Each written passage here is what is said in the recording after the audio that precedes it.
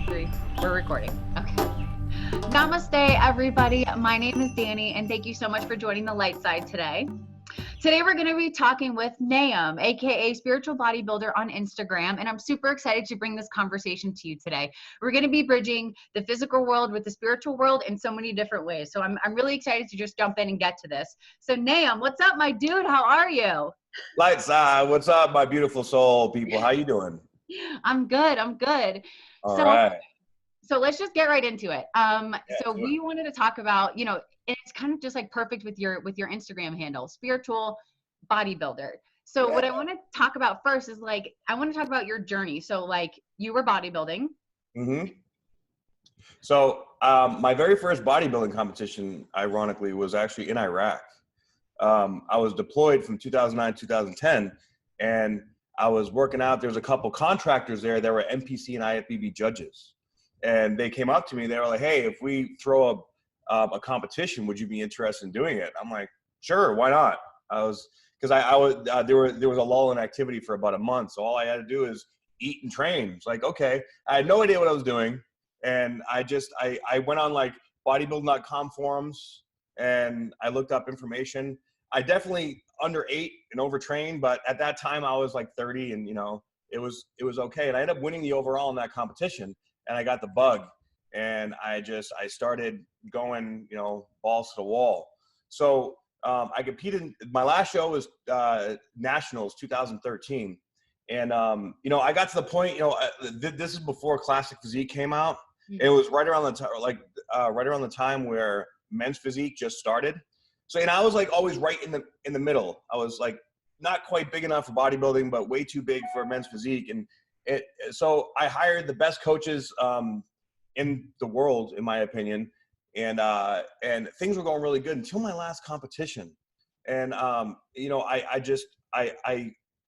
trained way too hard. I threw myself way out of balance, and I didn't place very well. Like everything sort of fell apart when I went out there to Miami, and I placed like 33rd out of 38, and it really, really messed with my head because I put myself in debt. I sacrificed everything just to step on that stage. And I fell into this really deep depression. And I started wondering and asking myself, who am I? Like my whole identity started to shift. This whole dream of becoming an IFBB pro sort of melted away before my eyes. And it was like my whole identity was based in being a bodybuilder, right?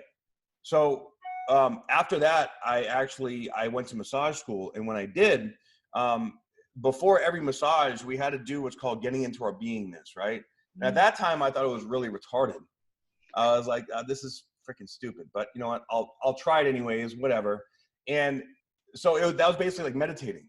So I was going through school like 8 hours a day, having to be in this meditative state. And I was about 240, 245 at this time. So I was like 20 pounds bigger than I am now, right?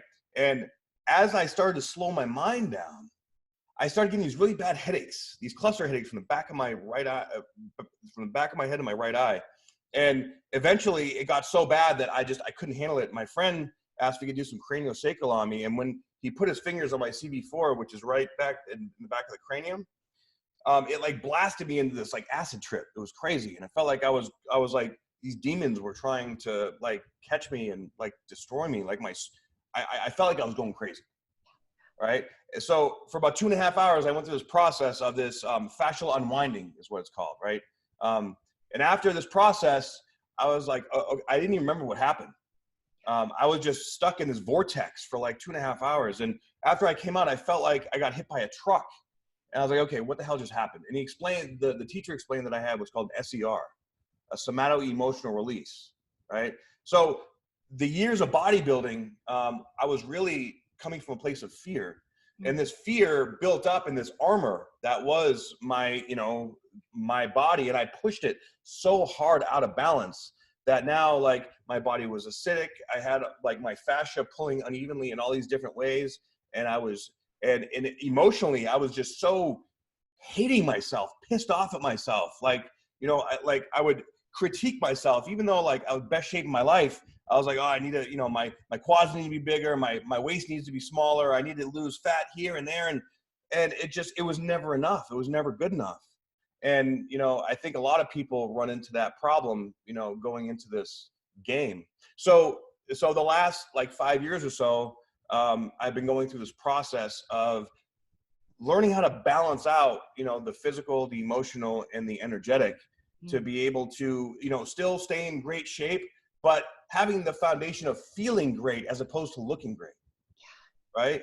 Because feeling great is, I mean, if you could be in amazing shape, but if you feel like, if you're always beating yourself up and you feel like crap, then it doesn't matter. You're always gonna be in your head. You're basically creating a prison in your mind, and you're never gonna. You're creating this end result that's never gonna come. It's like dangling the carrot on a stick, and I think that's a really big problem in the fitness industry today, because, you know, let's face it, like, we're marketed toward it, and everything is branded towards, you want to look like this, you got to be better, and you got to be faster, stronger, and like, especially like a lot of the supplement companies.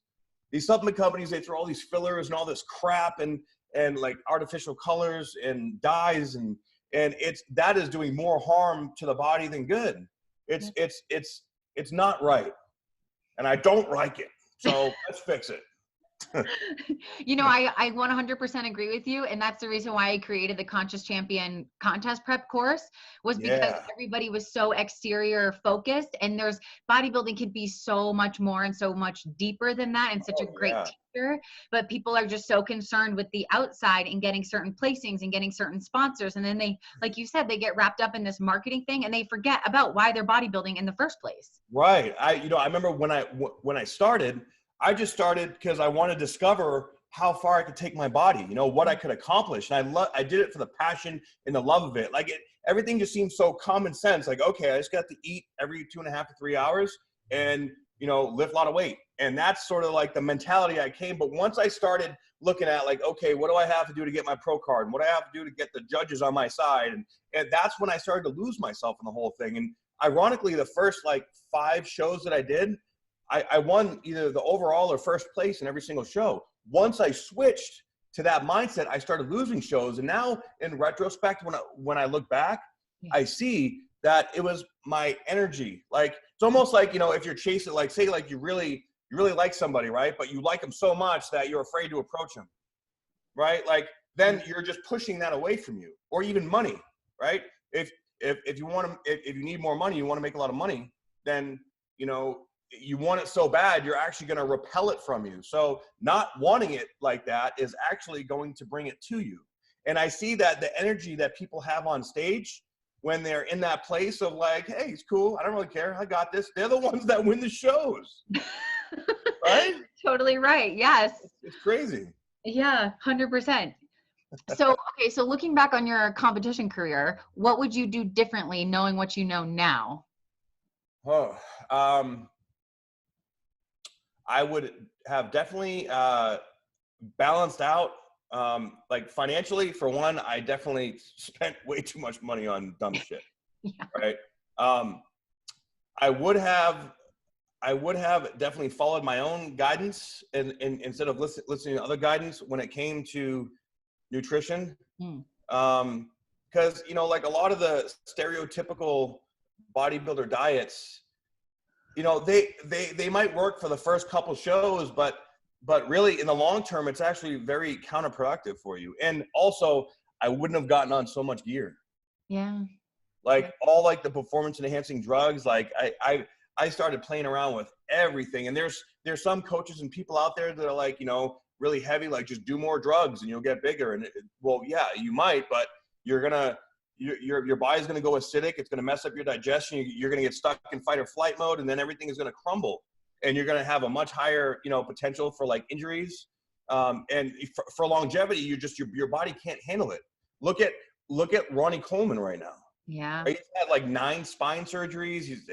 His body's all jacked up.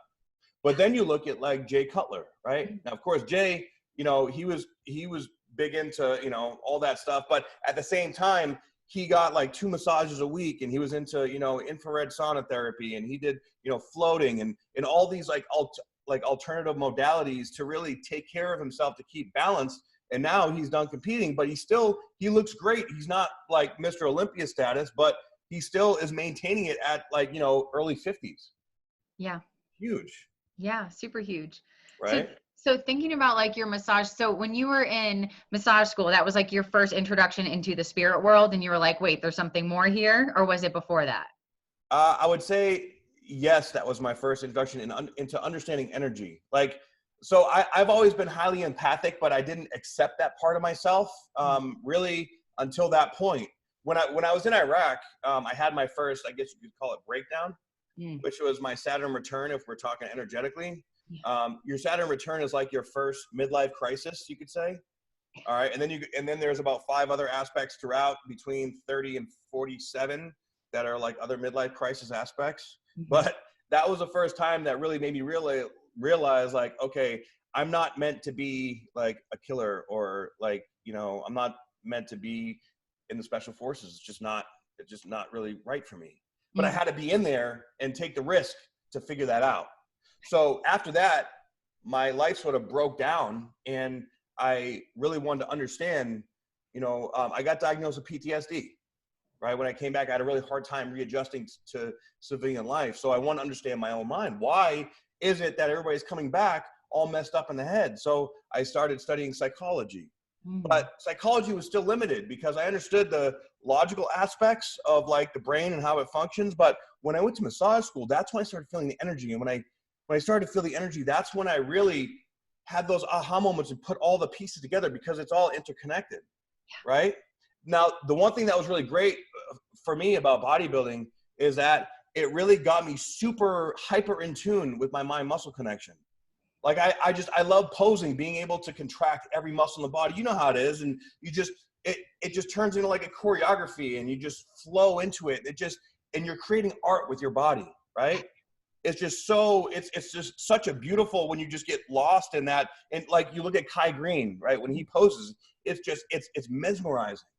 Now I definitely can't move like that, but still, like I felt that. And when I brought in the energetic or spiritual aspect to it, then I really started to connect all the dots. Okay, this is what this means, and this emotion or this pain in this part of the body is correlated to this emotion, and this is how I'm holding myself back, and this is what's going on. And I think a lot more people than are really realize are actually in tune like that. They just haven't figured out how to put all the pieces together, right?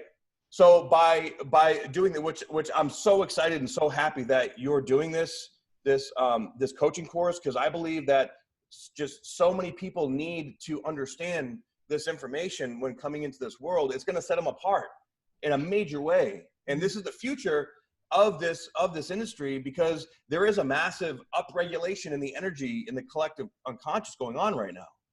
So as people are going through this process, they're going to start to have these awarenesses. And if you have the knowledge of what's going on, you're going to be more prepared for it and be able to navigate it much more efficiently. Oh, yes, I totally 100% agree with you. And Kai, that's what I was talking about today, was like, posing is not just a flexing, it's a feeling. And your whole emotion of your prep is in that routine. And so it's like in that song, like the song that you pick should give you goosebumps. It should make your eyes watery. And that's what I want to teach. Like, don't pick a song that makes you feel cool to the audience or cool to the judges, because that's an ego-driven decision. And then now you're creating a whole nother fear barrier to like, oh, I hope that the audience like this. No, it's like, no, this is what I like.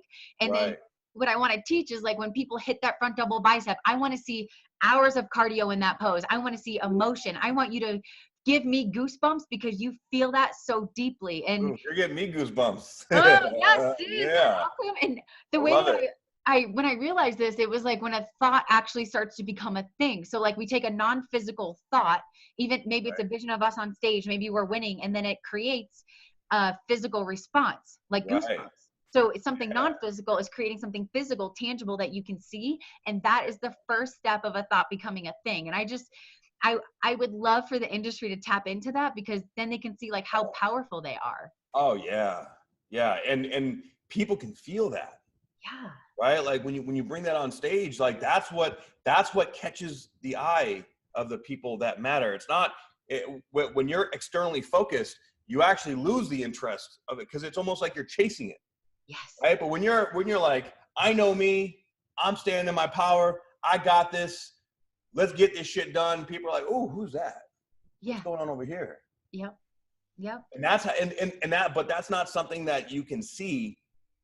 And some people can't even feel that. If you're not tapped into it, you can't feel it. Mm-hmm. So you have to consciously, move yourself in that direction, which is so, so important. Yeah, it is so important, Beautiful. especially for bodybuilding, because Oh then you yeah. don't run into the identity crisis after, or maybe you do, but it's not as big. It's not as like stabbing in the ego, because you have Right. another thing that you're competing with, which is your mind and your spirit. Right. Like you're creating yourself. You're not defining yourself by the response. It's that external validation that really fucks with people. Yeah. Right. 100%, especially in the bodybuilding world. And people just Oh compete for yeah. sponsors, and they compete to get like Uh-huh. recognized, but that they don't realize that like sometimes the sponsors will ruin your whole, like, they control your Instagram, right? Like they control everything that made you you, and then now Your you're just brand them. isn't even you anymore. It's them. Yeah. Yeah. Yeah. And I mean, and you know firsthand about that. Oh, yeah, dude. I actually think getting sponsored ruined my career, because I'm very grateful for it, but I never competed for money. So when I got it, it was just like, whatever. And then they were running my Instagram. Oh, you have to post 3-4 times a week, let alone post my own shit and do my own videos. And like, so I think that the sponsor thing kind of burnt me out. Yeah, that makes sense. Yeah, it like kind of burnt me out and burnt down my Instagram. And I was just like, this isn't even me. It doesn't feel good to nickel and dime my people in my tribe. And that's not why they're following me, to get 20% off on a freaking protein jug. So like, Yeah, there's exactly. still a little bit of anger in there about that, but I'm over it. I'm good. Yeah, good. So, okay. So so now you're doing body work. Or you went to massage school, and you started to realize, we talked a little bit about this, but it's so interesting how our fascia actually holds different traumas and different emotions that can torque maybe our abs or our hips in it. And talk a little bit about that. I think this is something that's kind of new. Yeah, absolutely. So, it's funny, in college, they don't teach you about the fascial system, right? Yeah. Now, they've been studying it consistently for about 20 years, actually, but it's still considered an alternative system in the body, much like the endocannabinoid system, right? But now the cannabis industry is so huge now, they're like, oh, wait a minute, this is a really important system in the body, right? So when I learned about the fascial system and how it affects everything else, that's probably the single most important system in the body. When I went to college, they talk about, the respiratory system, like all the other systems in the body, like the central nervous system, but the fascial system interconnects and intertwines everything. But the fascinating thing is, and there's a really good book called The Body is the Subconscious Mind, right? And when you get into that, how your emotions biochemically travel through neuropeptides into your body, which from your central nervous system sort of get embedded into your fascia, right? Now your fascia is interconnected or interwoven into everything in your body. So say like you're chronically stressed, you're chronically beating yourself up, over time you're gonna get more and more and more and more tense. And that's not just wrapping around your muscle tissue, it's wrapping around your organs, around your brain, around your nerves, around your veins and your arteries. So that's when these problems start to really kick in. And different parts of the body represent, different emotions, like, the chakra system. All right, Caroline Myss created a great archetypal system based on the chakras. So when you bring those two together, let's give an example for like the sacral chakra, right? The sacral chakra is right below your belly button. It's also considered your hara in Chinese medicine, which is your essential life force, right? That's where your sexual energy and your creative energy live, which is one and the same. Basically, your kundalini energy.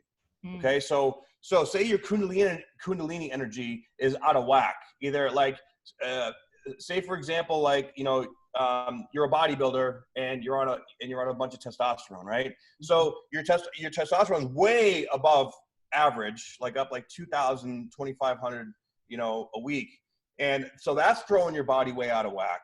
So you have these urges, and it creates an emotional distortion as well. So these emotional distortions are so strong. Yeah, you might be able to train like an animal in the gym, but now, like, if you're in a relationship, you're going to be overly emotional, assuming bad things and getting paranoid and, all these things. Now, I think word rage is a myth. I mean, if you're an asshole, you're going to be more of an asshole. Yeah. Right. But I don't think I was ever an asshole when when I was doing this stuff, but it definitely made me way more emotional, which is definitely not good. Okay. So, you know, you throw that out of whack, then that's going to change the bacteria in your gut. Okay. Which is your gut, your small intestine, your large intestine is all right there in your sacral chakra, which also has to do with your identification with power and money. Oh. Right. So say like you start all of a sudden getting this weird pain in your right lower back. And every time you squat, it's like your right lower back just starts to hurt. You're doing all these moves to try to open it up and keep it going, but it just never seems to go away, right? It's because you're having some kind of imbalance.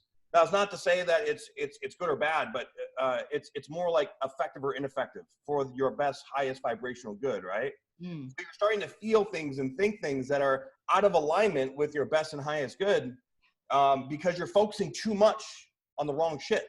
Yeah. So that imbalance is going to continue to get stronger and stronger. And the more you train into it, the more it's like a Chinese finger trap, right? It's going to get stronger and stronger and stronger until like, and then especially when you get shredded and you're standing on stage, you're going to be able to see that, and your abs are going to be out of balance. Or when you do your back double bicep, you know, that one side is going to pop on the back more than the left side, and it's going to bring you out of balance. So that's again where body work is super important, critical. Okay. But also having the, like, you know, being too out of balance also makes you very emotionally rigid. Yeah. So, and that goes along with the physically rigid as well. Like your body starts aching, and then a lot of people are just like, I'm just going to fight through the pain, or I'm just going to, you know, suck it up, or I'm going to take something to numb the pain. And that just creates more and more pressure. And the pressure gets to a point where it builds up, and then eventually it pops. And when it pops, that's going to be either an injury, or that's going to be like what I like to call a tower moment.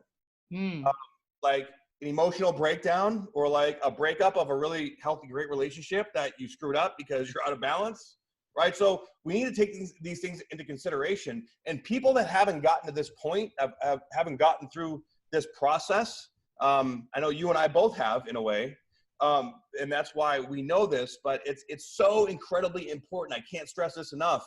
To, you know, you don't need a ton of drugs to be successful. You need the discipline to eat healthy, to create balance in your mind, to do it because you love to do it, and not push yourself so hard that you're going to like literally kill yourself.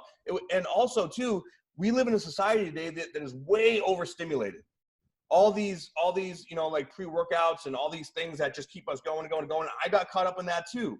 So that's going to stress your adrenal glands, which is going to stress your thyroid, which is going to, you know, create a catabolic state too much. Then if you're taking anabolics, that's like your body's fighting itself on all these different levels now. Yeah. Right. And then people start getting on thyroid hormones and trying to compensate.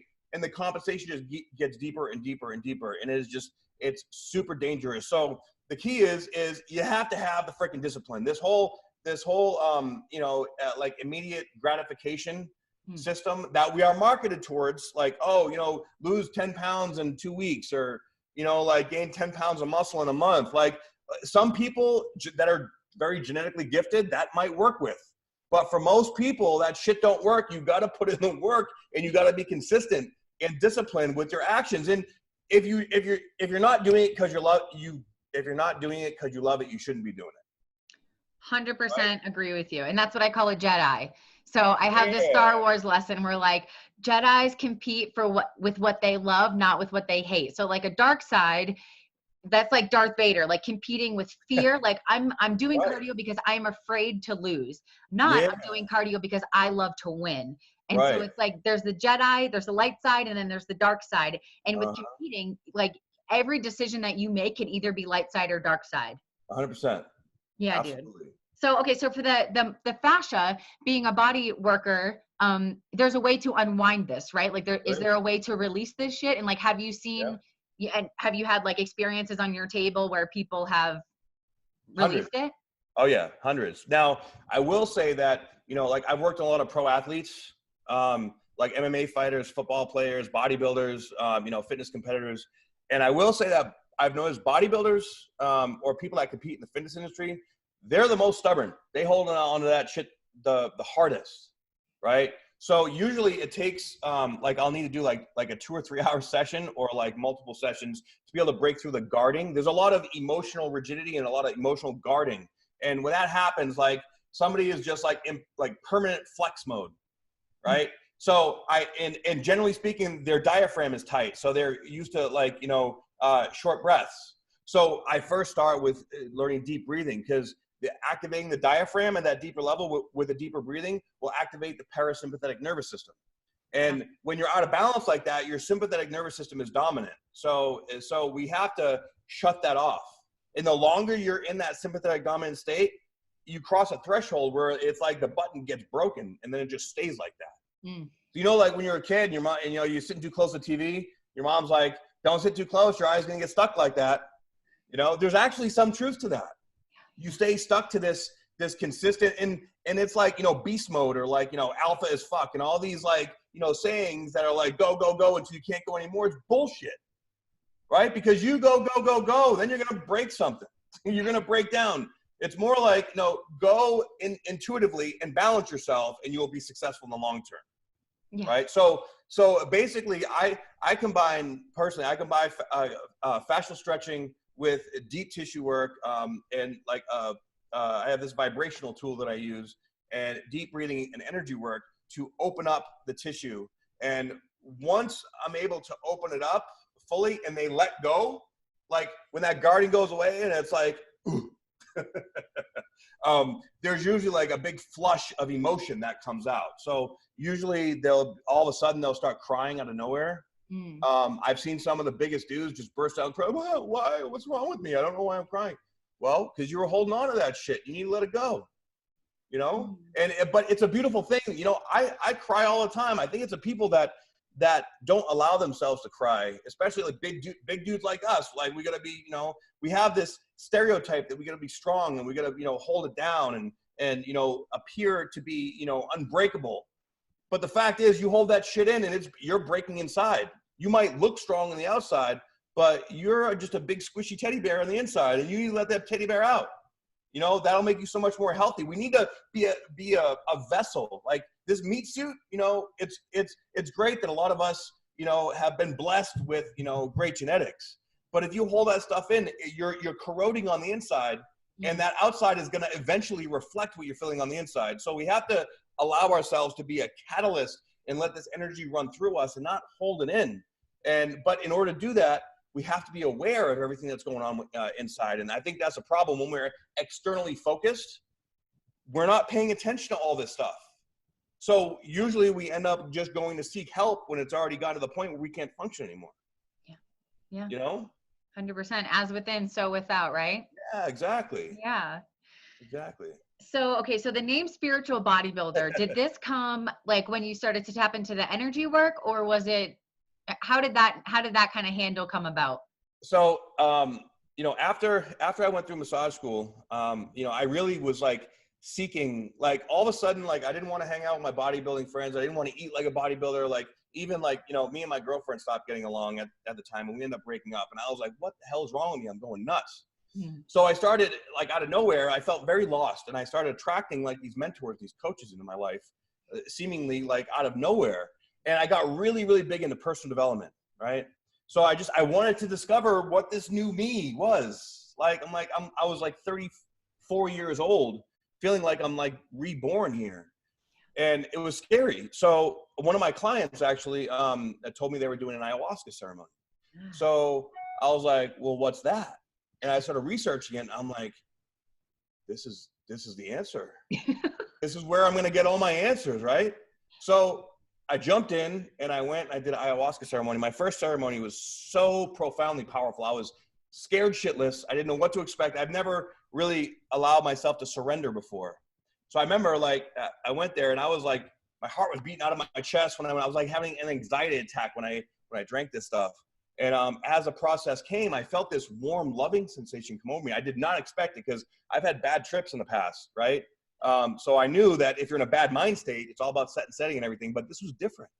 And I went through this process because they sing these songs called Icaros, right? Which are like ancient plant songs that work with the energy, the spirit of the medicine. And during this ceremony, I had so many like life and death, like deaths of my ego and just profound transformative experiences. And ayahuasca, the spirit came to me and said, you are now the spiritual bodybuilder. I was like, okay. So that's when that was literally when she told me that, like, all right, spiritual bodybuilder was born. And since then, I've just I've actually been coming into really embodying and learning, what exactly, who the spiritual bodybuilder is and what I stand for. And it's been a really fascinating, process, because even at that point, like, I was discovering who I was, but really it took me a few years to, face all these fears and insecurities and like things about getting out there and sharing all this information, because it's sensitive information, right? But, being that I've transcended a lot of these fears and a lot of these experiences, now I can talk about it from a place of, love and light and like gratitude for the learned lessons, and bring it out, so that, like, okay, this is what I did, this is how I experienced it, this is what I learned. So, hopefully I can share this information and people can, take what resonates and, not have to go through the same hardships that I've gone through. Mm-hmm. And I think, like, that's why we do this, so that we can show people, hey, there's a better way, right? That other people really aren't talking about. So, and I truly feel now ayahuasca is not for everybody, but I do feel that if everybody in the world did do it, the world would be a much happier place, right? Yes. But I know for me, it really got me to see how I sabotage myself, identify the victim mentality within me, identify all these external factors of how I'm sort of hating myself and allowing all this negative energy in, because our reality is a reflection of how we feel about ourselves, right? It's a mirror. So I literally, every day is school for me. I call it Earth School. Like, whatever's going on in reality is trying to teach me something. And I'm always, at this point in my life, I'm always willing to learn and grow and be taught. And everything that I bring out, I reflect on it. And, I love to help people, because, I've been in those deep, dark, nasty situations. And I think when we've been through that kind of thing, because how empathic we are, we relate to it. It's like we want to be able to influence you to not have to go through the same mistakes that we made. So, whatever the mode is, whether it's trying yoga or meditation or breath work or doing a sound bath or trying psychedelics or, just working out and being more in tune or listening to binaural beats or doing floating or whatever your, modality is that clicks with you, take that and go with it and use it, because everybody has their own way in their own journey. And there are many options available nowadays. There are many options available. I 100% agree with you. And isn't it beautiful so this is how I understand ayahuasca. So it's like you're drinking like the Mother Earth spirit or the grandmother. You're drinking and whatever messages you get, whatever downloads that she gives you, it's to make you a better person, to make this earth a better place. Right. So I find that when people do ayahuasca, they kind of get out of this realm of like me, but more of like, how could I serve the people and make the world a better, happier place? And I think that's what like psychedelics kind of bring you to. They like open up your mind into this bigger picture of what you could be doing to make the world a better place. Absolutely, because it opens up your energy to feel that we are all connected. There is a collective unconsciousness that we are all connected into, and essentially that is God consciousness. Yeah. So when you open yourself up to that collective unconscious and you actually bring it into your conscious mind, you realize, hey, everybody in the world is just a reflection. We're all going through the same shit, right? Just a different specific scenarios. And that makes you have an appreciation for this overall mission that we're on, because let's face it, the world is in peril right now. Mm-hmm. There's a lot of crazy shit going on, but this needs to happen in order to purify the human race as we raise to that age of Aquarius 5th dimension level. Yes. And speaking of everybody, like I feel like the world isn't in peril, but I also feel like people are waking up a little bit. Yeah. Like they're becoming, like you said, more aware of the energies, more aware of the chakra systems, more aware of plant medicine. And I think that there's like some sort of this vibration is raising on the planet, and people are becoming more curious more than they ever have been. Like I think that they're starting to not relate psychedelics and heroin in the same thing, because they're totally different, exactly. Right? It's like, it's more of a medicine. It's not like a drug. Right. And that's why there are cities and states now that are starting to legalize mushrooms and DMT and, you know, all these natural things that grow on this earth that have proven health benefits, right? And, you know, people are waking up, but in the process of this waking up, see, as the vibration raises, it brings up all this dense energy out of the body, right? So before it gets better, we have to process and purge out all this darkness and all this shit. So that's what we're seeing right now, is all this darkness coming up and out, and, you know, people in power being exposed, and, you know, all these people like sort of feeling like they're crazy, and we're all feeling it because in the collective unconscious, when it comes up, it gets spread out to everyone.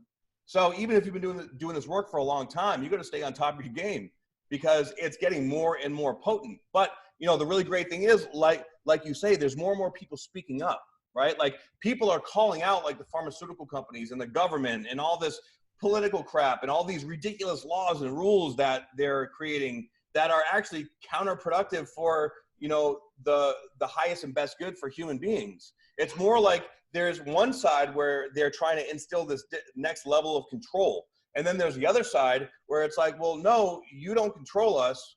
It's our body, our mind. We're allowed to do what we want. So kindly go fuck yourself with love, right? Yeah. Right. So I've been seeing a lot more of, like, people standing up in their power, and it's really exciting. But, you know, I really honestly, like, this is the year of revolution. There's a lot of things coming here that are being put into place. If you look at the collective level, now this is getting a little more into the astrology aspect of, you know, of humanity. But if you look at, like, the coronavirus, for example, right? Now, there's so much misinformation out there about it.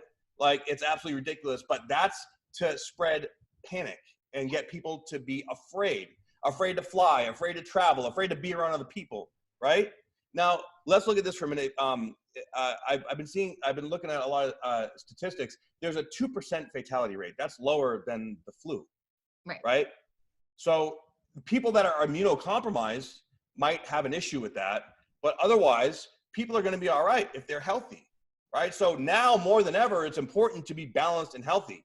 Now, what they're also trying to do is implement a new adult schedule vaccine. And now they're saying that, you know, the coronavirus is going to sweep through America, and just, you know, conveniently enough, they're having a new coronavirus vaccine ready April 1st, they're saying.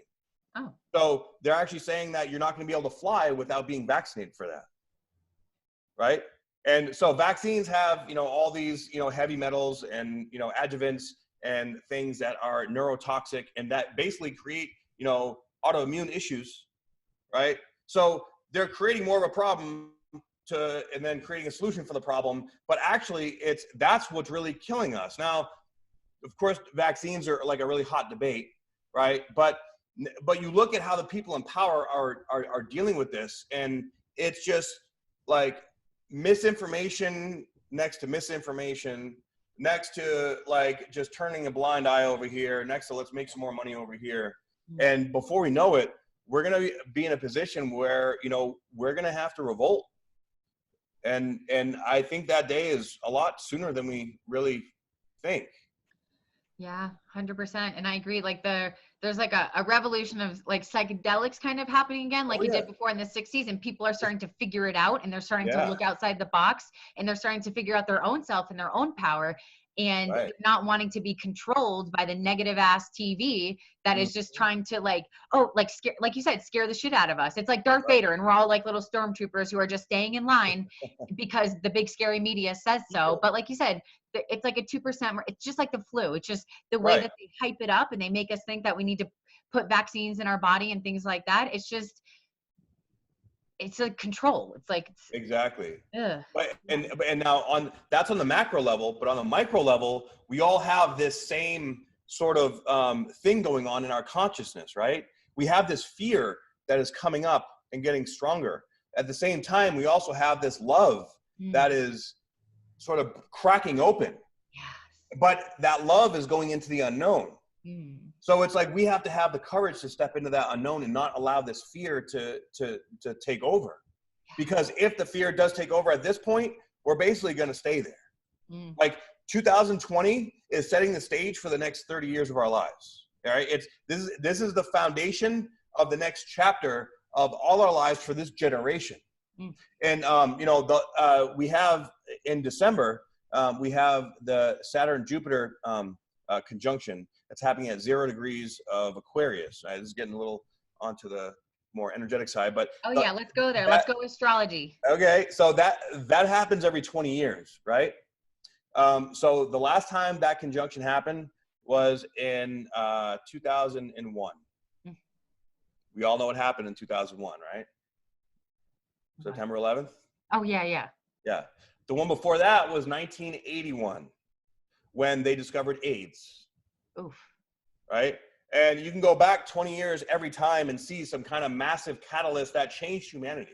Yeah. Right now, we're already seeing that right now because we have multiple aspects this year. The Saturn-Pluto conjunction that already happened. We have Jupiter and Pluto conjuncting 3 times throughout this next year. And then of course, we have the Saturn and Jupiter conjunction in Aquarius that brings us in the Aquarius age, which is at the end of the year, which is going to be like the real dynamic shift into this new age. But from now till December, we're going through these massive, massive aspects that have not happened. Some haven't happened in 2,000 years.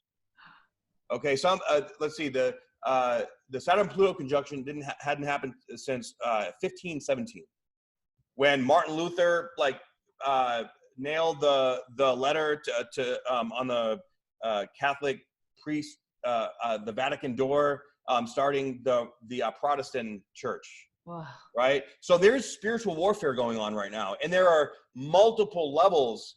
In fact, the last time Uranus was in Taurus, which it's in Taurus now, was when Hitler was in power.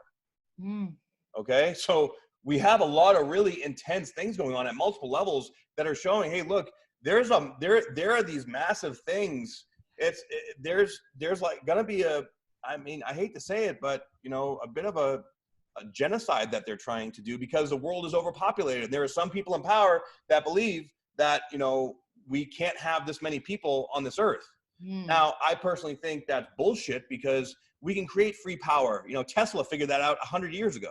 Yeah. Right? We can create more healthy, sustainable ways of living if the people that are in power are not in power, because they're greedy and they want the money, and they want, the 1%ers, they want to keep everything for themselves. Yeah. So they want to wipe out, half the population and start over. So we have to be the ones that get out there and stand up in our love for ourselves and love for our family and our children to make this, to go into this 5th dimensional world, a better place. But we have to do the work to do it. We have to step into action. And that's just like what you and I are doing right now, right? We're stepping into this action, and we're taking charge of education and showing people how they can change and how it's possible and what to do. Yes. And by doing that, we're creating this ripple effect in the energy, so that other people will say, you know what, fuck that. Yeah, I can stand in my power. And whatever that means, that could be as simple as, telling yourself you're going to wake up at 7 o'clock in the morning every day and going for a run, or stopping eating junk food, or, getting out of a toxic relationship. It's the little things like that make the biggest difference to love yourself. And coming from love in that place is how we change everyone, right? Because this kind of stuff that really makes a difference, it can't be seen. It's felt within us. And when it's felt within us, that ripples to the consciousness of everyone else. Yeah. Yes. What that reminds me of is if you be the change you want to see, right? Exactly. So it's if you are in yourself and you're loving yourself, then that will radiate into your family and your friends, and then they will start to increase their vibration and love themselves even more, which will ripple out into their family and friends, like a virus, like a love virus. A love virus. A character stare. Yay. Right? So, but you also have to consider this too, because I see this going on as well, family and friends. I know a friend of mine, both his parents have been he's doing better, he's growing, he's learning, he started his own family, and his parents are pissed. Huh. Oh, you've changed, you don't love us anymore, your girlfriend is manipulating you, and throwing all this toxic shit. You know what? You have to let go of the attachments to the negativity, whether it's your family, friends, substances, things, ideas, whatever it might be. If it's not serving your highest good, if it's not a fuck yes, it gotta go. Yes. Right? And that takes a lot of courage, because especially if it's someone you know, you're like your family, like that's family, right? But if they're bringing you down, you can't allow them to bring you down. So you have to have the courage to step in that self-love, be like, I'm sorry, this isn't right for me. I have to do what's best for me. I love you anyways, but you know, let me know when you decide to transcend to the fifth dimension. Thank you for calling. Yeah, thank you for calling. That reminds me of like whenever you start to progress in life, sometimes your friends start to like just throw shit at you. Like they want to bring you back down to their level. And it's like your vibration's raising and you kind of start to make them look bad. So then they start to become toxic. And that takes a really, it takes a lot of awareness. And I think a really strong person to kind of distance yourself from whatever they're trying to do to bring you back down to their vibration. Oh yeah. And even sometimes it's your family and they don't want to see you do well because when you do well, it makes them look bad. And that it's a shitty thing, but I mean, it's kind of reality. Yeah. And you know, the more you climb that ladder, so to speak, like the less people you'll have around. Sometimes you'll be lonely, you know, sometimes you'll wonder, am I making the right decision? But that's all part of the process. And you just have to reinforce that knowing and that knowledge of self. Be like, you know what? I know that I'm doing better. I'm bringing more abundance into my life. Like things are going well. So I'm going to be more, you know, my boundaries are going to be more solid. And it requires a lot of faith and a lot of trust in the self. A lot of people don't trust their own judgments when this kind of stuff happens because of the attachment to it. Right. And, you know, you see a lot of that in our relationships. You see these like people that just stay in this toxic freaking cycle. And then they go away and they come back. Oh, I love you and I miss you so much. And they start fighting and they start cheating on each other and everything's like Jersey Shore is a perfect example of that. Right? Yes, it totally is. And the more you numb yourself out to it, the more you distract yourself. And anything can be a distraction. Even fitness can be a distraction if you're not in the right headspace, right? You can train and work so hard and sacrifice everything else. And then all of a sudden you look back, you're like, oh my God, like what did I just do? I messed up my relationship. Now I'm broke. Now, like, I'm not happy. Yeah. But so, and that requires consistent checking in, you know, to really feel, you have to feel what feels right. And sometimes what feels right is a scary thing or the thing that's really hard to have discipline about. And look, everybody fucks up too. Okay. Yeah. Like failure is our greatest teacher. Yeah. So I try to look at failure as just a challenge that is teaching me something, but sometimes that failure can be like, I fuck everything up. Yeah. What the hell am I doing? But as long as you're learning from it, like, okay, I'm not going to do that again. I remember I've been down this road before. So it's really important not to beat yourself up when you do that either. Right? Because it's easy to just get in your head like, oh my God, I'm so stupid. Like it's all my fault. Why? Well, you know what? That's not helping anybody. So get out of your head, right? Like get out of your head and go try something new and figure it out. Yeah, 100%. And you know, it just reminding me of like, okay, so like relationships and fitness and being in things that are not serving us anymore and that is toxic.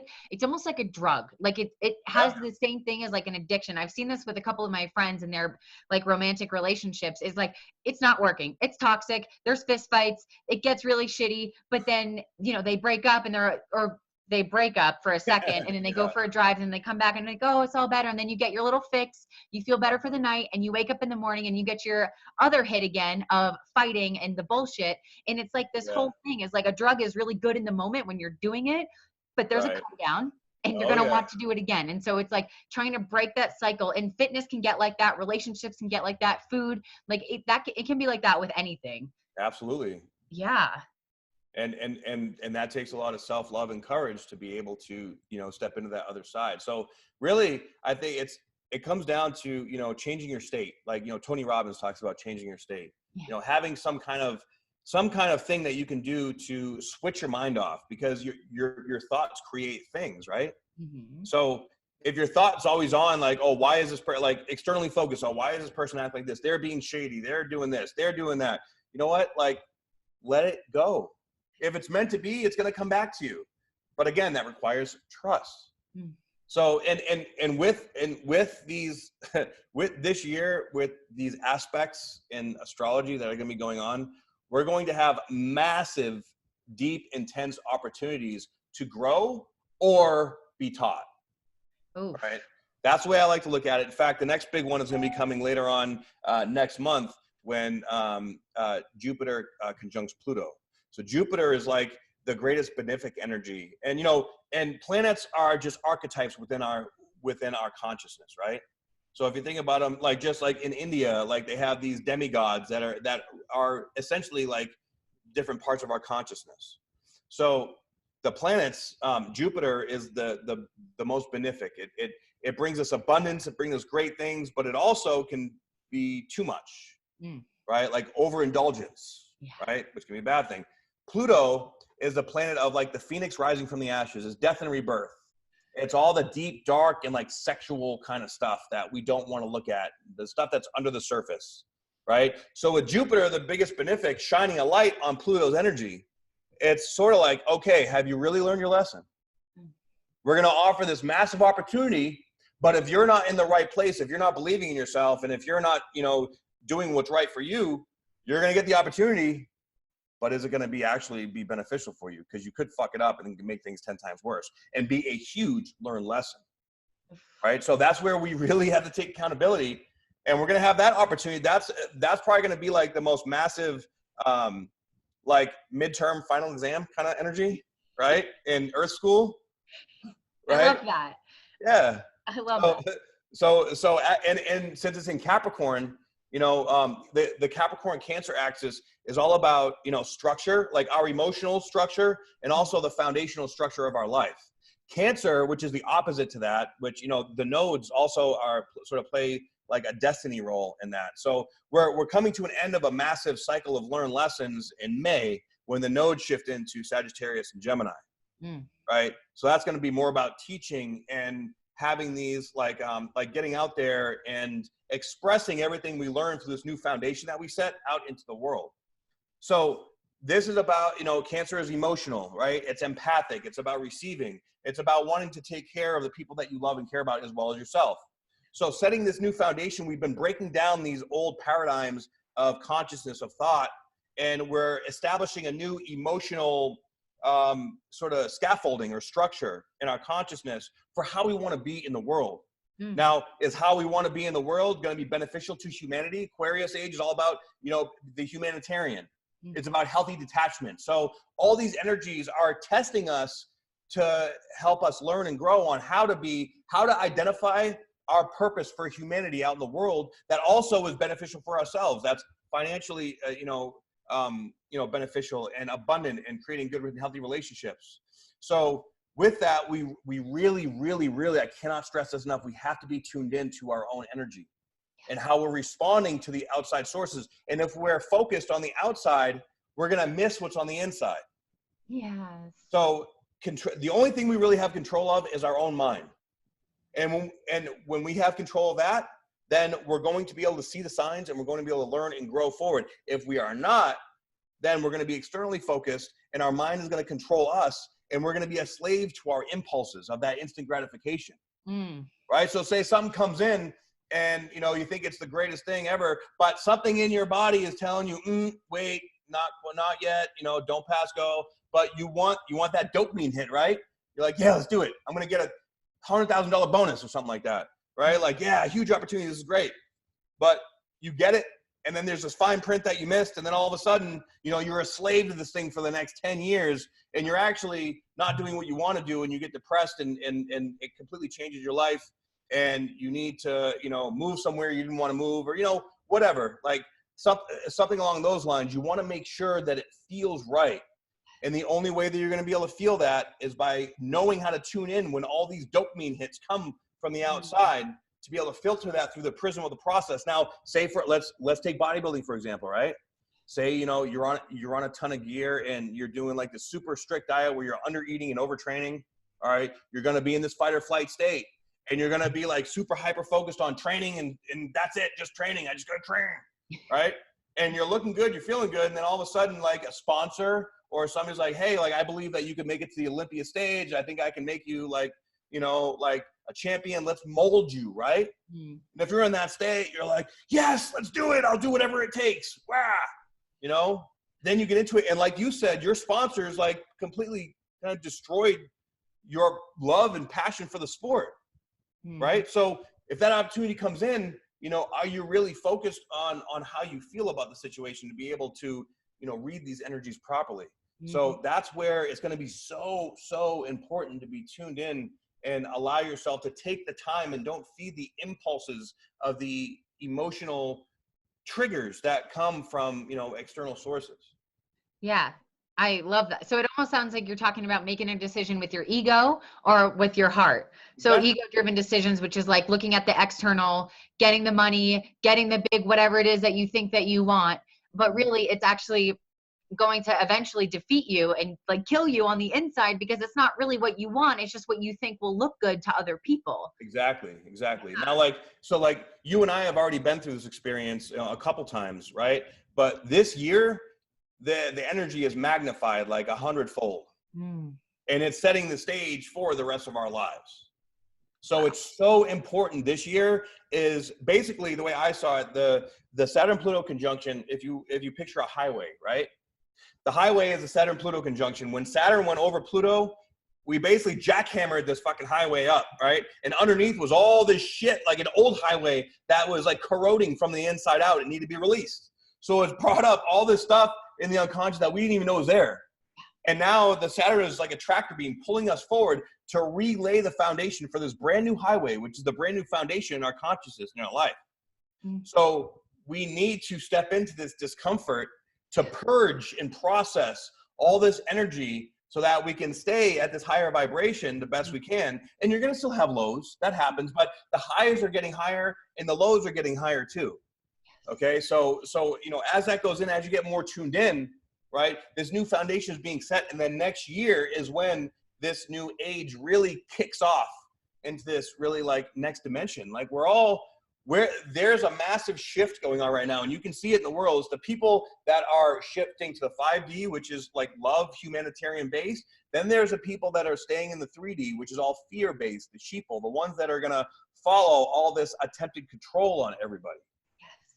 And the attempted control is getting stronger and stronger, right? They're trying to hold on to what they've had this last couple 100 years, but no, that shit ain't going to fly. And I believe that enough people right now are waking up to all this fact. I mean, you hear like there's millions and millions of like children that are being born today, like with, you know, getting diabetes when they're 5, 6 years old, right? Like our food sources are terrible. GMO, I mean, I go on and on for days, but, and that's another thing, like, you know, what kind of food are you eating and putting in your body?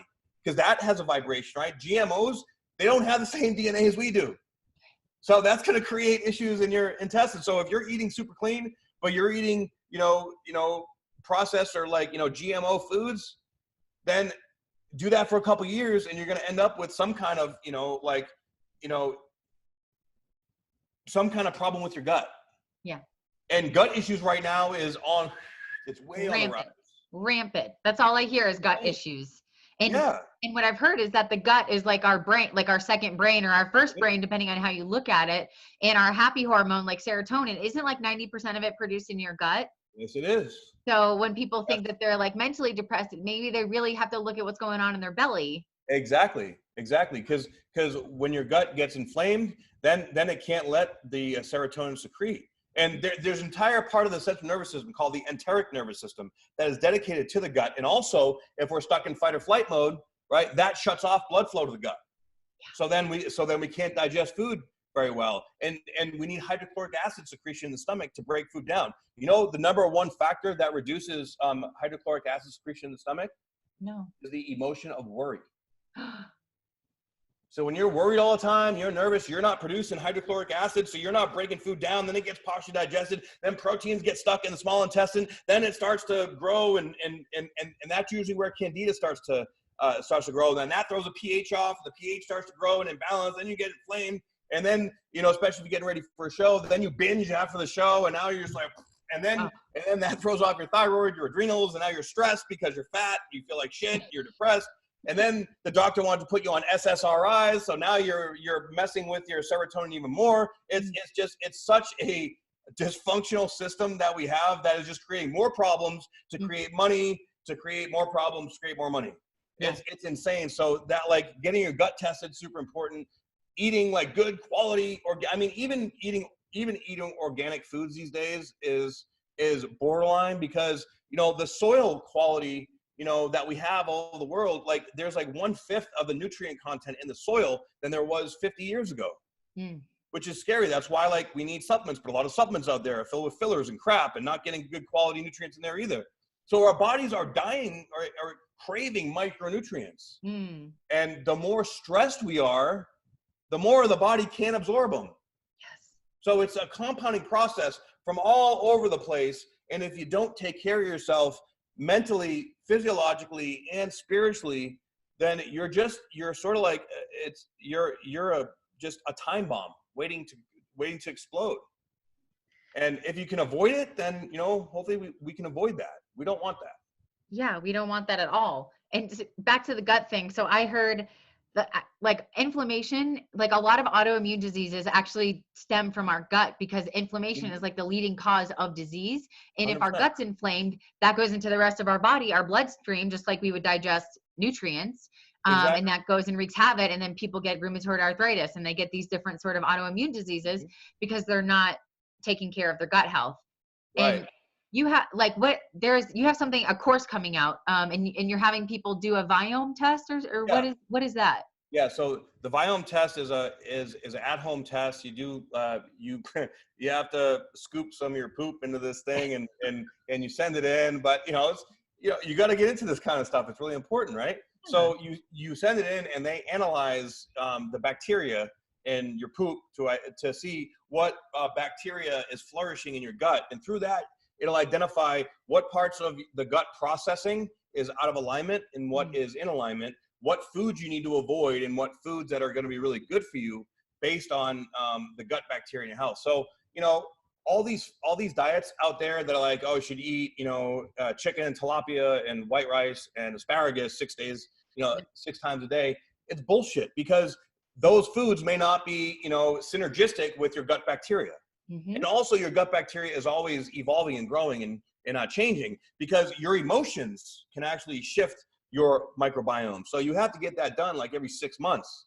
But you want to make sure that, you're always staying on top of what your gut needs, because, like you said, your immune system is also like about 80% of your immune system, it comes from your gut as well. Right. So you have a specific portion of your central nervous system and almost your entire immune system all linked in to the gut processing. And then it travels to the brain via the vagus nerve and through leptin and ghrelin. Right. So it's all these biochemical processes that speak to your brain. Literally, I remember, so I had a parasite infection in my gut. Right. And I talked to a parasitologist and he put me on an aromatherapy protocol to get rid of them. Apparently these combinations of aromatherapy were the same vibration as the pathogenic bacteria. And when I consumed it, it acted like a magnet. The vibration acted like a magnet to the gut bacteria, and it flushed it out. But what was really fascinating, right? So I did this one time when I was doing an ayahuasca ceremony. Yeah. So I took it a step further, and I wanted to see like if I could get any more knowledge or information about it.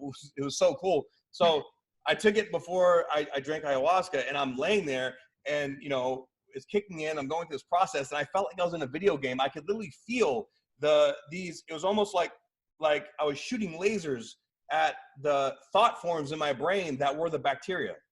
So it was like it was translating the information from the gut bacteria into my brain, telling me the thoughts that these bacteria were saying to me in my brain. And I was observing this. It was so fascinating, which really made me appreciate the whole gut bacteria thing even more, because it was all these self-limiting beliefs and all these like self-hatred, things going on. So the gut really is so important. And really, when it affects the immune system, right, it basically modifies the communication between interleukins. So interleukins are the chemical messengers that talk to each other, that tell, hey, do this. You need to go out there and fix this, or you need to go out there and make this, right?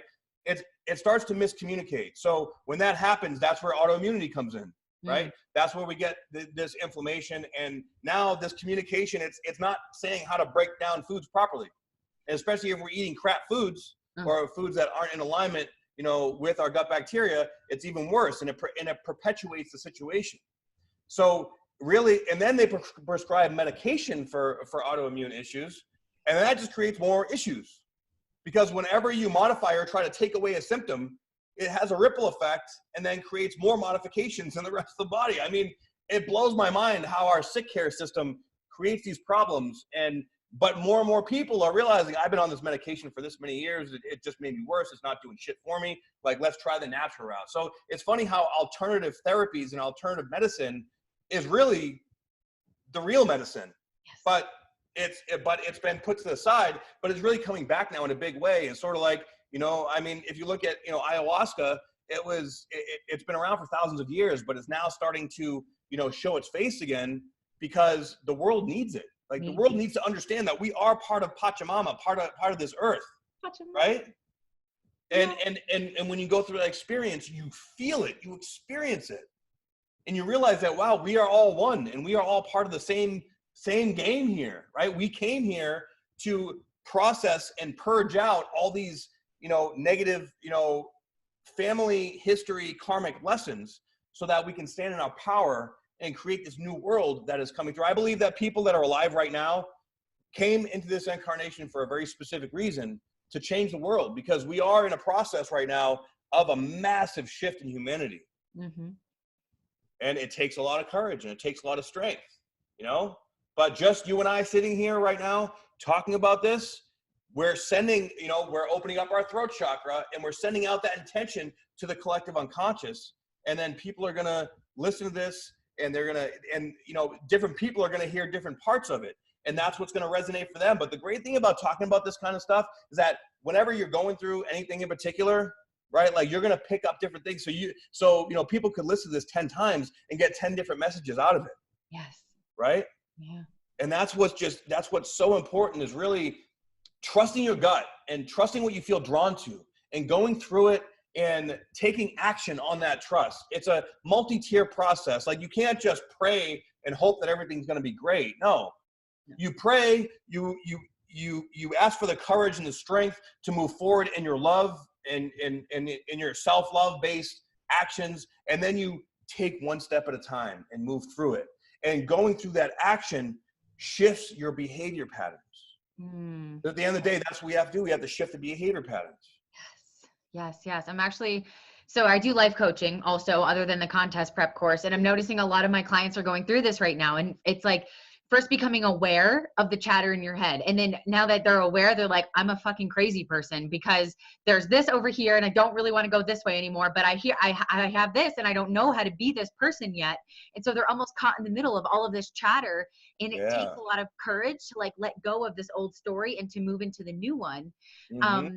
And Kyle Cease, he's actually somebody I just discovered on YouTube. I think he's freaking great. He is a comedian. I don't know. Do you know who Kyle Cease is? No, but I'll have to look him up now. Yeah, he's a comedian, and now he's doing transformational comedy, but so delivering things like this, but in sort of a comedic way. Oh, that's awesome. And he talks about crying and how crying is a shedding of the old story. It's like, let yourself cry that shit out, like a snake shedding its skin. It's like you're crying and it's like a grieving. You have to almost go through a grieving process and grieve that old story that you're letting go of, and to move into the new one. And you're sort of making space as you cry this out. And it's just, I'm really noticing this and I've even gone through it myself. Like there was a whole 2 years I was just like not in the gym, not on social media. I didn't know probably the Saturn Return, midlife crisis, didn't know what the fuck, didn't know like name. I didn't know what to eat. I didn't know who to be. It was just insane. And it took me kind of getting spiritually connected again to gain this strength and this courage in myself. So I want to stand up and make the world a better place. Yeah. And it's just the energies are so crazy. And I'm a Cancer. So we were talking earlier about the Cancer Capricorn thing. So well. And I am just like, there's all this structure coming into my life with this feeling, but it's like this good feeling is driving my structure right now, and it's creating change. And it's such a beautiful thing to watch people go through. It's like a blessing to watch. Absolutely. And it's uncomfortable, but when you continue to get these confirmations that, okay, it's uncomfortable, but I got this, I'm going the right direction, things are growing, you just feel that opening up. It's like an expansion of the energy. It's like, okay, this makes sense. This feels right. When it feels right, it is right. Yeah. Hell yeah. Follow the good feeling. That's like my number one advice for anybody is to just follow the good feeling, even if it's uncomfortable, but it's a good Mhm. feeling for you. Like, Absolutely. follow that, because we're not here to feel bad. Like, we're here to play. We're here Yeah, to enjoy this life and this earth, and we're not supposed to feel bad. We can feel uncomfortable, of course.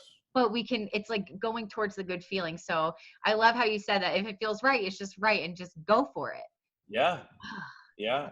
And then once you get used to that discomfort, it's almost becomes like your new level of normalcy. Yeah. Yeah. Because, of course, we all have our comfort zones, but like, especially going through something like a transit, like your Saturn return or your Uranus opposition, or your Pluto square, which are some other ones, they keep you uncomfortable. It's like, it's sort of like that fire just stays lit under your ass. You're like, okay, I can, it's okay. I got it now, but it's just going to keep going. Cause it's like, I see more in you than you see in yourself. So you're going to keep going. You're going to keep making it happen. And it's different for everyone. I was a late bloomer, like I didn't even start bodybuilding until I was 30. Yeah. And I didn't really start getting into this until I was like 34, 35. So, some people start earlier, some people start later. It's different for everyone. And I used to compare myself to people like, I should be somewhere better than where I'm at. I should be here. I should be doing this. I should. And you keep shooting yourself. You're just shooting yourself in the foot. Yeah. So it's really important not to compare yourself to other people too. I think a lot of people get caught in that, not just in the bodybuilding world, but, everywhere, with business, with making money, with relationships. I mean, I'm 41 now, and pretty much all my friends have kids and they're married or engaged or, and I'm still like, what am I doing wrong here? I'm single. I'm single for a reason, clearly. And, that's okay. Sometimes it's, it hits a little hard, but, it just reinforces my trust in the process that, okay, like I'm having faith and I'm trusting and I'm just waiting for whatever is meant for me, because I'm a magnet vibrating, what's meant for me into my reality. Yeah. So, going out there and trying to get it, trying to make things happen, not the best way to do it, because that keeps you externally focused. Yes, it does. Right. Versus when it just comes to you, and when it comes to you, it'll be a vibrational match. So like, you attract the energy that you are, right? So it's like, if we're all going through this process right now and we're attracting a bunch of bullshit, it's just going to keep us in this vibration. Whereas if we go through and we take the time for ourselves and we raise our vibration to our standard, where we're just like self-love, then we're going to like attract the same vibration. Exactly. So, but that also requires letting go of the outcome. Yeah. And that letting go of the outcome can be a little difficult, right? You want to, like you see, so it's like having the vision, but being flexible in the approach, because sometimes when we have the vision, we go, okay, tunnel vision, lights on, gotta go. And I don't see anything on left or right. I'm just going. And that's counterproductive too. And that's that emotional rigidity. So learning how to be, especially like right now, we're in Pisces season. Pisces is a mutable energy. So there's a lot of shifting, a lot of moving, a lot of modification, if you will, going on. And while that shifting and modification is going on, we're preparing to go into cardinal energy when Aries season hits, right? So Aries season is really the beginning of the year. That's the beginning of the astrological year. So when that new energy comes in, that's going to be when, okay, time to go. And we're going to feel that, like, it's like sort of the energy is all over the place, and then boom. But it's not necessarily tunnel vision. It's we got the clarity that we need to move forward. Right now, there's not a whole lot of clarity, and that's okay. We have period of time where we have, and that's why I love astrology, because it helps me understand how the energy is hitting me and how to and how to guide myself through the processes. I have a lot of cardinal energy in my chart, so I'm like, go, let's start, let's make it happen. So when we're in this mutable kind of energy, it's like, oh man, I gotta like slow down and balance out and chill, and then I really have to work on slowing myself down. So because if I don't slow down, I might miss something. So we all have that one area that's like difficult for us to do. But once you strengthen up the weak link, then everything else starts to flow more efficiently. So you really, at least for me, I know I have to really stay focused on keeping my weakest link in my consciousness strong and stable, so that the rest of me can just flow, as opposed to pushing, like taking my strong suits and pushing with my strong suits. That doesn't work for me. Some people it does, right? But that's really why astrology is so efficient, because it can show you, okay, like how do you navigate these processes and and what is the best way to, or best things to focus on? Why are you going through these things to gain the most optimal result? Oh my God. Yeah. When you did, so you did my astrology reading, and it was, I needed like a cigarette after it. It was, it became so clear to me, and it, like, all of this energy, these different things that I was feeling, I was like, oh my God, finally an answer for that. Or it gave me like this courage and this excitement to move forward in what I'm doing, because it's the right step for me. And Yeah. I think you said something about me being like in the web of and like connected to everybody. And like, I feel that so deeply all the time. And for you to just say that to me was so, like validating in a way. And so I am a huge fan of astrology, and I feel like I attracted you into my life because I was watching astrology stuff online. Like I would watch astrology with Heather. You did something with her. I watched Wonder Girl. And because I find that there is some truth in the stars. Oh And yeah. there's Absolutely. this beautiful, yeah, it's just so great. And I like anybody who's watching this, if you need a little bit of guidance, or you like are curious about astrology, like his readings are the shit, and they're so awesome. So and thank you for mine, because I've never really had one. So that was like my first one. And I feel like at such a crucial time for me to like stand in my power and my authenticity and like do things like this. You really, really like helped me with that. So I just want to like, I don't know if I formally thanked you. I might have, but thank you again. It's that times 1,000. I definitely appreciate it. You know, like it's confirmation for me too that I'm doing something right. And it's the more I do it, the more I feel like I'm doing my part for humanity. That's how I, you know, give my gift back to the world from all the things that, you know, like I started learning astrology to find my own way through life. And because I learned the way I do, I guess I've been told this quite a few times, I have a very unique approach and way that I deliver the information. And, you know, I like to be able to, you know, it's like no bullshit. Like, all right, here's what you're going through. Here's why. So do this. Yeah. Bang, bang, bang. That's it. Right. So, yeah.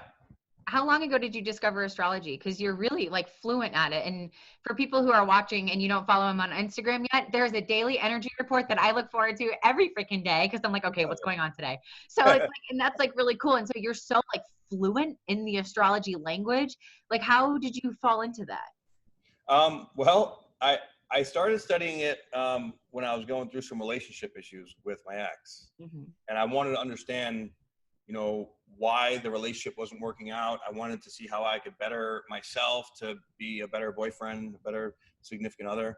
And of course the relationship didn't last, but going through that process really got me deep into studying the archetypes of the different planets and different energies. And I studied a lot, like for the first 4 years.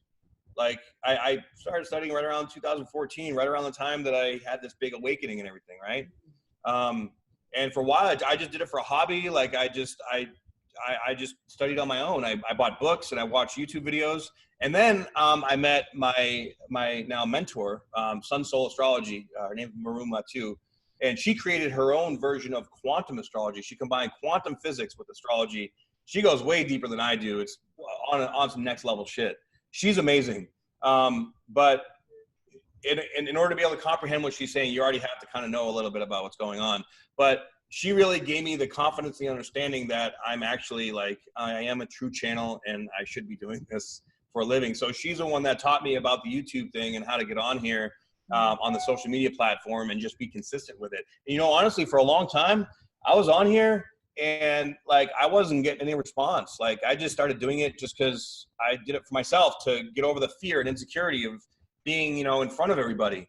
Cause, you know, like at first I'd pick apart all my, I hated my voice and my nose is crooked and all these things that I just pick apart. Same thing with like bodybuilding, right? You pick yourself apart. Then I got to the point where I'm like, you know what? I'm just going to chuck it in the fucking bucket. I don't care. I'm going to tune into what I feel and get out there. Cause you know, I kind of thought I was like going to be, you know, taken as kind of crazy at first, you know, like intuiting all these energies. And then like one day, like I just sort of let go of any kind of like, whatever, like if it happens, it happens. And one day people just started bloop, bloop, bloop, just like hit me up and like, oh, just like with everything else, as soon as you let go of trying to figure it out and you just do it and let it be what it is, boom, everything happens. Yeah. Right? Yeah. So really, like I'll look at an astrology chart and then I just tune into what I feel from it. And I've learned how to tune in like so much to my own energy that I translate the communication. It's like learning a new language, and I translate the communication from what I'm feeling out there, and that's really what everybody's feeling at the collectively unconscious level. So I've learned how to translate what everybody is feeling through myself feeling it and put it into words that, so people are like, oh my God, that makes sense. That's why I feel what's going on. That's why this is going on. And it's really like, I always deep down, I knew I was able to do that, but I had to work through a lot of fears and a lot of insecurities because I have Chiron in my first house. So everything I've done most of my life was based on my fear. But the key of that archetype is to take that perceived weakness and make it your power. So it basically, I took my weakness, I took my insecurity, I took my fear, and I transmuted it into an empathic, vulnerable power that now I share with everybody because I've been there. Like I've talked to some people, I just have some seriously intense shit going on, but I've been in those intense vibrations, and because I've been there, I can empathically connect with them. So I see how I've had to go through all of this to understand, to be able to connect with people just like you know, and that's where our power comes from. And that is essentially that Pluto energy that is going to be coming up here throughout the year. It's that deep, scary vulnerability that we are so terrified of like digging into, but at the same time, we know that that's where all of our connection and all our love really is. Yes. Oh, awesome. Woo. Yeah. So where can the people find you and get a hold of you? All right. Well, you can go to my my Instagram at spiritual_bodybuilder. If you want a reading from me right now, you can go to my DM and just message me there. Or my YouTube is also Spiritual Bodybuilder. So come check me out. Okay. And when is your course launching? Third week of March is the prospective date. So watch out for that. It's going to be really exciting. And I have an ebook coming out too. So. Oh my gosh. What is it about? Just balance, healthy eating? It's fundamentally about the spiritual awakening process, how to navigate it. It's short, it's quick. It's telling my story of how I've gone through mine, and basically 25 learned lessons about how to navigate this process. I'm also working on a second book that's more about nutrition and, you know, the energetic, emotional, spiritual, physiological sides of like how you should eat and why, and how it's all interconnected biochemically and through the fascia and whatnot. So that'll be coming out a little bit later. Oh my gosh, exciting stuff. And YouTube, what's your YouTube name? Spiritual Bodybuilder. Okay, so same thing everywhere. Yeah. Mm-hmm. Oh my gosh. Nahum, thank you so much. This was absolutely incredible and energetic and uplifting. And thank you all so much for watching and for joining us on the Light Side today. I will see you guys on the next episode. Thank you, Danny. I appreciate it. Peace, of course.